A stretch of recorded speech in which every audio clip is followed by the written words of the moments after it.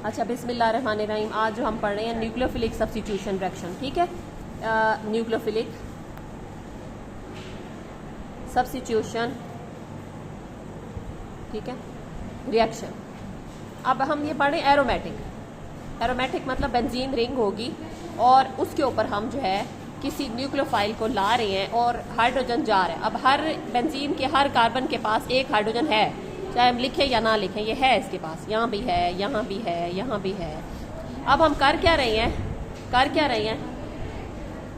अच्छा, तो हम कर क्या रहे हैं कि एक न्यूक्लियोफाइल आएगा और ये निकलेगा, ठीक है, और इसको हटा के ये आके यहाँ पे लग गया, ठीक है, न्यूक्लियोफाइल आ गया, हाइड्रोजन निकल गया।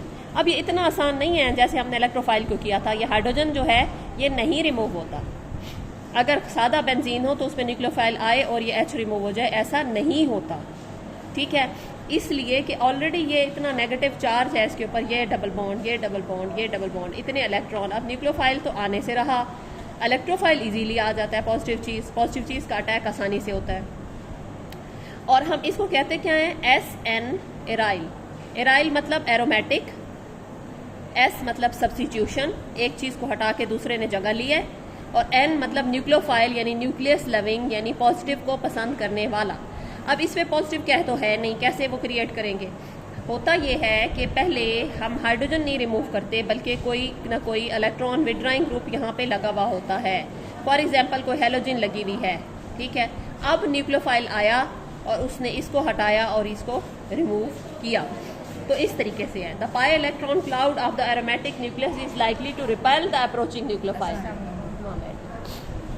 तो उसको रिपेल करेगा, जिसकी वजह से नई चीज़ नहीं आ सकेगी, वो डीलोकलाइज हो रहा है। और इसके ऊपर ये वाला जो करेक्टर अगर हम बनाएं तो ये मोर स्टेबल है, यानी पॉजिटिव का रोटेट करना, पॉजिटिव का आना, इलेक्ट्रोफाइल का आना, या इलेक्ट्रोफाइल आया है, this is more stable then के न्यूक्लियोफाइल आ जाए और न्यूक्लियोफाइल का नेगेटिव डीलोकलाइज होता रहे, ये लेस स्टेबल है, ठीक है। तो न्यूक्लियोफाइल ये लेस स्टेबल है, ये मोर स्टेबल है। इसके लिए क्या होना चाहिए?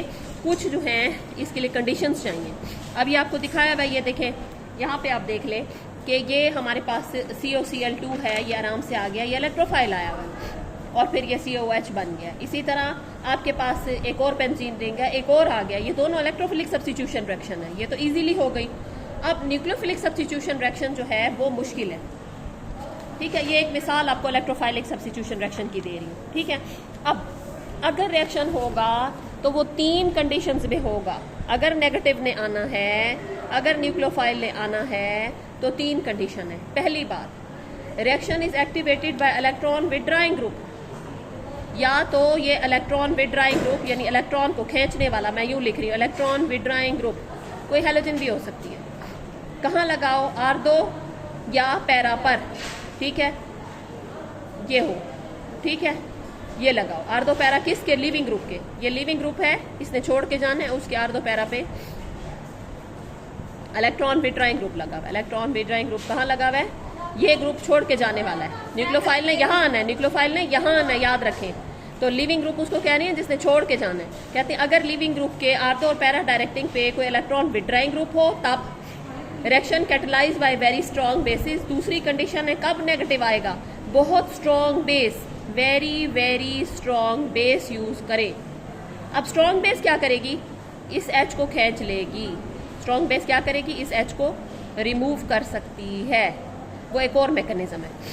फिर reaction in which the nitrogen of diazonium salt is replaced by nucleophile. तीसरी कंडीशन। अब ये डाइजोनियम साल्ट क्या होता है? ये बेंजीन रिंग है, ठीक है, इसके ऊपर N ट्रिपल बॉन्ड N। तो अब आप खुद सोचें कि ये भाग के जाना चाहता है यहाँ से, तो इधर क्या होगा? बड़े ही आराम से न्यूक्लियोफाइल आ सकता है।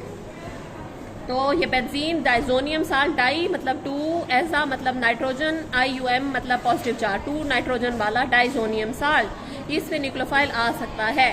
हम नेगेटिव को लाना चाहते हैं, या बहुत ज़्यादा इलेक्ट्रॉन विड्रॉइंग ग्रुप हो, या बहुत अच्छी स्ट्रॉन्ग बेस हो, या फिर डाइजोनियम साल्ट हो। फिर तीसरा क्या है कि reaction initiated by electron donor operate through free radical mechanism. चौथा जो है फ्री रेडिकल मैकेनिज्म से होगा। तो ये 4 मेथड हैं जिसके ज़रिए आप अपनी बेंजीन रिंग पर एरोमेटिक पर कोई नेगेटिव को ला सकते हैं। ठीक है, ये 4 हैं।